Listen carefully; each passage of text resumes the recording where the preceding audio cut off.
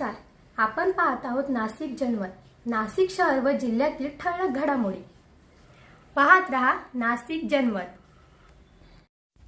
एकीकडे नवरात्रामध्ये श्री शक्तीचा जागर होत असताना निफाड पोलीस ठाणे हद्दीतील रामाचे पिंपळेस येथील 2 वर्षापूर्वी विवाह झालेल्या वेदश्री विवेक भागवत या महिलेने काल सकाळी 11:30 ते 12च्या दरम्यान आत्महत्या केल्याचे सांगण्यात येत आहे.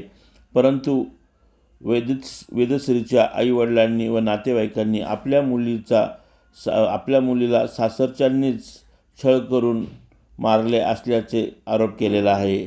दरम्यान ही आत्महत्या नसून हत्या केली असल्याचे माहेरकडील जगदाळे कुटुंब व नातेवाईक यांनी पत्रकारांशी बोलताना सांगितले. वेदश्रीला 4 महिन्याचे लहान बाळ आहे.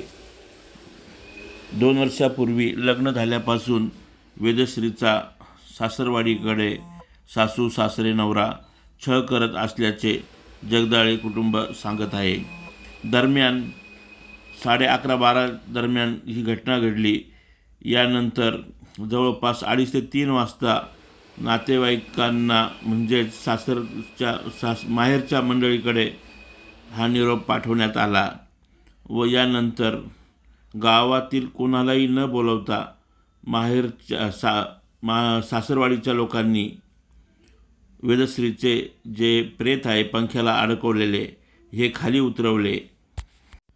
यावेळेस सासरकडच्या मंडळींनी हे प्रेत निफाड येथील आरोग्य केंद्रात आणले. दरम्यान माहेरकडची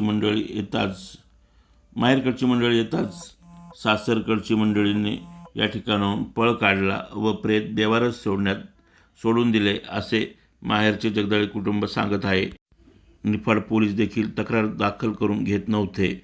अशा वेळेस हे प्रेत नाशिक येथे आणण्यात आले.